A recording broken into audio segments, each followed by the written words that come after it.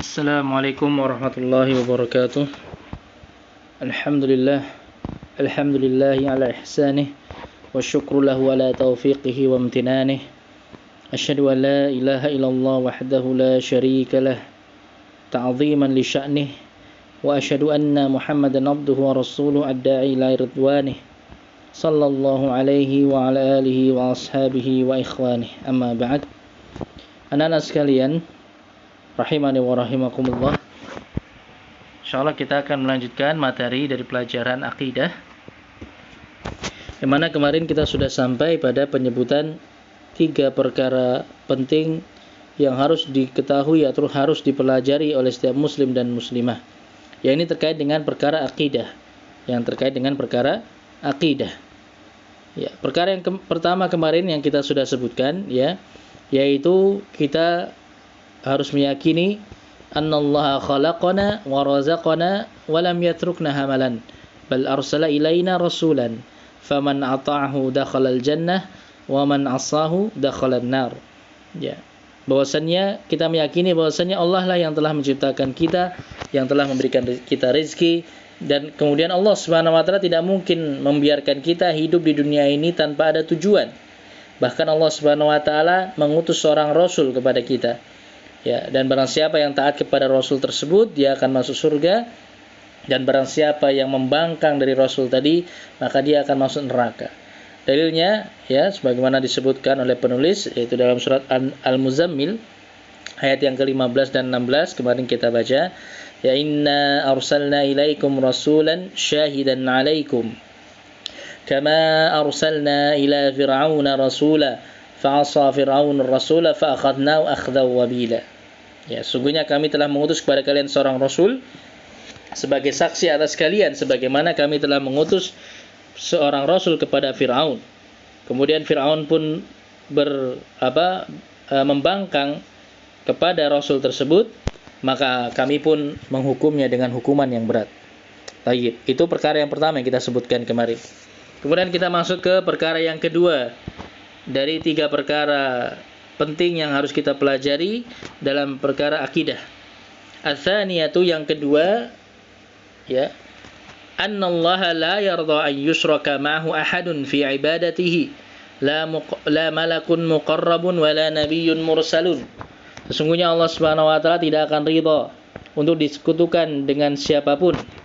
Ya, disekutukan, ditanding-tandingkan dengan siapapun dalam perkara ibadah. Ya, dalam perkara beribadah kepadanya. Jadi Allah Subhanahu wa taala tidak akan ridha ketika ada siapapun, ya, ketika ada makhluknya, siapapun itu, apapun itu, yang dijadikan tandingan bagi Allah Subhanahu wa taala, dijadikan sekutu bagi Allah Subhanahu wa taala dalam perkara ibadah. Yang mana makhluk-makhluk tadi juga diibadahi selain kepada Allah, selain Allah Subhanahu wa taala. La malakun muqarrabun. Ya. Baik itu malaikat yang didekatkan, ya, tidak pula malaikat yang didekatkan, artinya walaupun makhluk yang dijadikan tandingan bagi Allah tadi adalah malaikat sekalipun. Ya, malaikat makhluk Allah yang didekatkan kepada Allah Subhanahu wa taala, yang memiliki kedudukan yang tinggi, memiliki kemuliaan, itu pun tidak boleh dijadikan tandingan bagi Allah Subhanahu wa taala. Ya, wala nabiyyun mursalun, bahkan tidak boleh pula, ya, seorang nabi yang diutus oleh Allah Subhanahu wa taala juga tidak boleh dijadikan tandingan bagi Allah Subhanahu wa taala dalam perkara ibadah. Ya, jadi walaupun itu malaikat sekalipun, makhluk yang sangat besar, makhluk yang agung, makhluk yang mulia, tidak boleh dijadikan tandingan, dijadikan sekutu bagi Allah Subhanahu wa taala yang juga diibadahi selain Allah Subhanahu wa taala. Begitu pula seorang nabi, seorang rasul. Ya. Tentunya para rasul itu merupakan manusia yang paling mulia, manusia yang paling tinggi derajatnya di sisi Allah Subhanahu wa taala. Tapi mereka pun juga tidak boleh jadikan sebagai tandingan, tidak boleh jadikan sekutu bagi Allah Subhanahu wa taala. Wad dalilu qaulu ta'ala, dalilnya adalah firman Allah Subhanahu wa taala, wa annal masajida lillahi fala tad'u ma'allahi ahada. Dan sesungguhnya masjid-masjid itu hanyalah milik Allah, maka janganlah kalian berdoa kepada siapapun selain kalian berdoa kepada Allah Subhanahu wa taala. Ya, ini dalam surat Al-Jin ayat yang ke-18. Ya, ini perkara yang kedua dari 3 perkara yang wajib untuk kita pelajari dalam perkara akidah kita. Oke, bahwasannya di sini penulis menjelaskan ya, yaitu di antara ya di sini pensyarah menjelaskan di bawahnya al-mas'alatu tsaniyah mimma yajibu alaina ilmuhu. Perkara yang kedua yang wajib untuk kita ketahui, annallahu subhanahu wa ta'ala la yarda an yushraka ma'ahu fi ibadatihi ahadun. Bahwasanya Allah Subhanahu wa taala tidak ridha untuk disekutukan bersamanya siapapun itu dalam perkara ibadah. Bal huwa wahdahu al-mustahiqqu lil ibadah. Bahkan hanya Allah sendiri satu-satunya yang berhak untuk diibadahi.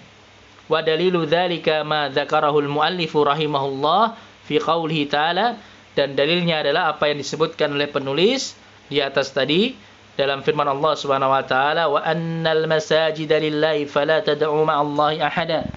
Bahwasanya masjid-masjid itu hanyalah milik Allah, dan maka janganlah kalian berdoa janganlah kalian menyeru ya, janganlah kalian berdoa kepada selain Allah bersamaan kalian berdoa kepada Allah Subhanahu wa taala. Fanahallahu taala an yad'u wal insanu ma'allahi ahadan. Maka dalam ayat ini Allah Subhanahu wa taala melarang siapapun itu, melarang seorang hamba untuk berdoa kepada siapapun ya, bersamaan dia berdoa kepada Allah. Jadi dia kadang berdoa kepada Allah tapi kadang juga berdoa kepada selain Allah. Maka ini yang dilarang. Inilah kesyirikan yang Allah Subhanahu wa taala larang. Allah tidak mau disekutukan dalam perkara ibadah. Ya.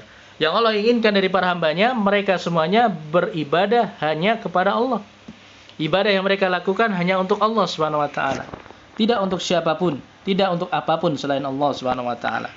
Wallahu la yanha an syai'in illa wa huwa la yardahu subhanahu wa ta'ala. Dan Allah tidaklah dia melarang kita dari sesuatu kecuali Allah tidak ridha terhadap sesuatu tersebut. Wa qala Allah azza wa jalla, Allah Subhanahu wa taala juga dalam ayat yang lainnya dalam surat Az-Zumar ya ayat yang ke-7, Allah Subhanahu wa taala juga menyatakan in takfuru fa innallaha ghaniyyun 'ankum.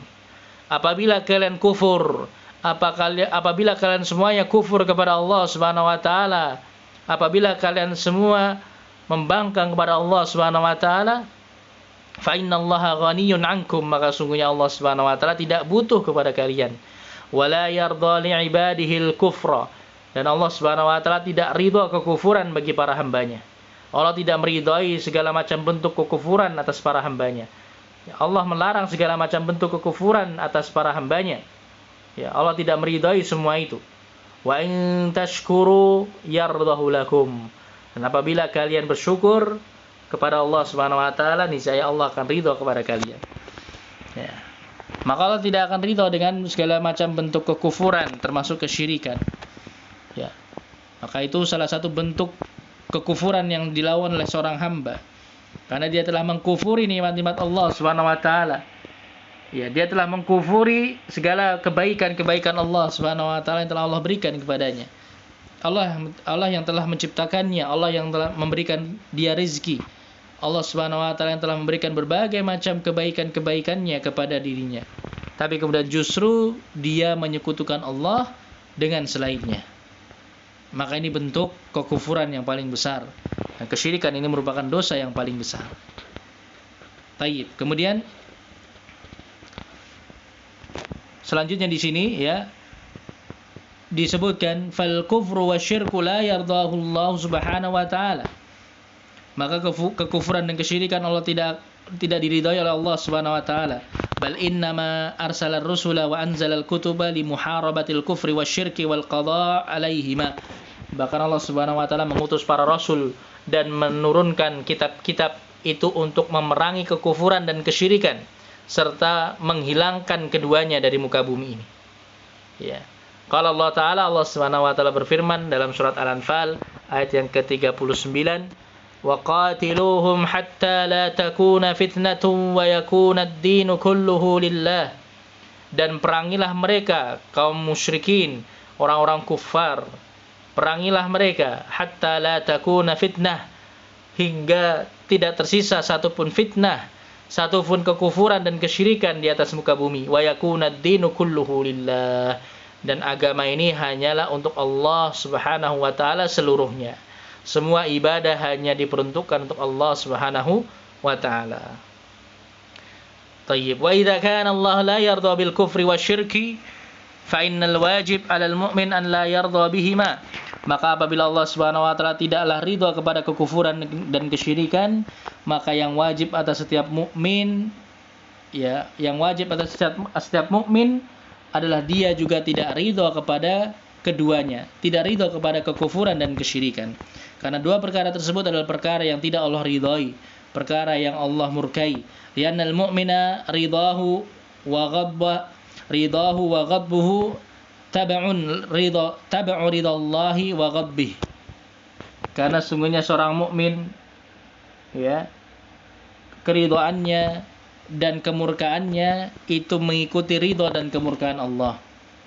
Fayaghdibu lima yaghdabullah, fayaghdabu lamma yaghdabullah.